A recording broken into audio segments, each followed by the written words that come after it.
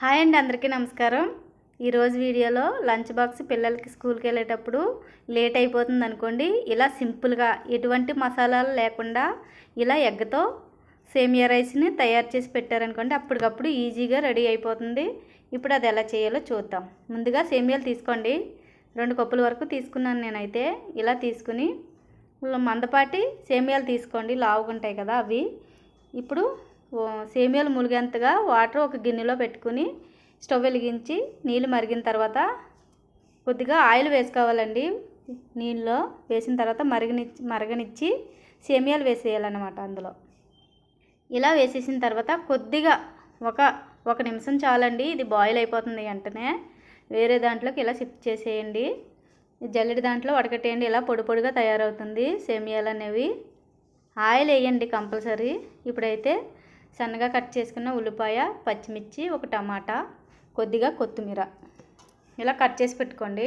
ఇప్పుడు స్టవ్ వెలిగించి బాండి పెట్టుకుని ఒక 2 స్పూన్ల వరకు ఆయిల్ వేసుకుని ఒక లవంగ మొగ్గ, చిన్న దాల్చిన చెక్క, కొద్దిగా జీలకర్ర ఇవి వేసి వేగిన తర్వాత ఒక కట్ చేసిన ఉల్లిపాయ వేసి కొద్దిగా వేపండి. ఇలా వేగిన తర్వాత ఇప్పుడు కారం తగ్గట్టు పచ్చిమిర్చి వేసుకోండి.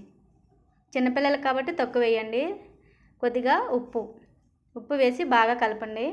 ఇలా కొద్దిగా కలిపిన తర్వాత అల్లం వెల్లుల్లి పేస్ట్ వేసి పచ్చి వాసన పోయేంత వరకు ఫ్రై చేయండి.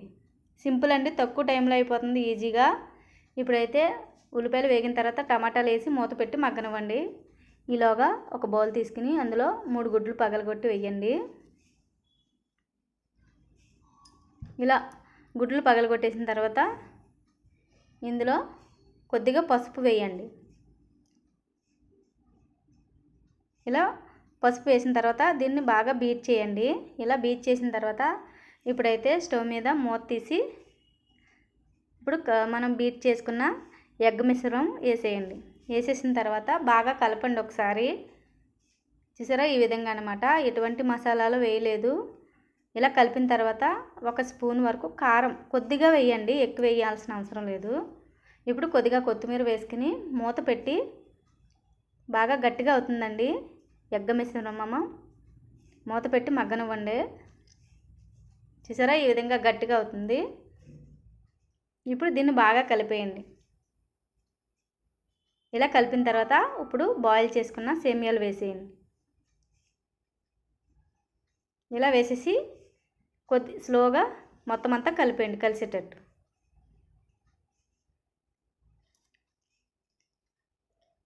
చూసారా, ఈ విధంగా మొత్తం అంతా కలిసిపోవాలన్నమాట. ఎక్కువ బాయిల్ చేయకండి సేమియాలు అనేవి. ఇప్పుడు ఇందులో కొత్తిమీర వేసి కొద్దిగా ఉంటే మసాలా పొడి వేయండి, లేదంటే స్కిప్ చేయండి. జీలకర్ర, ధనియాల పొడి వేసినా పర్వాలేదు. కొద్దిగా మసాలా పొడి వేసాను, చిటికెడు వేసానండి, ఎక్కువ వేయలేదు. ఇప్పుడు మొత్తం బాగా కలిసిపోయిన తర్వాత ఉప్పు చెక్ చేయండి. సరిపోకపోతే కొద్దిగా ఉప్పు, కొంచెం కొత్తిమీర వేసి బాగా కలిపేసి మనకి లంచ్ బాక్స్ ప్రిపేర్ చేసేసుకోవడమేనండి ఈజీగా.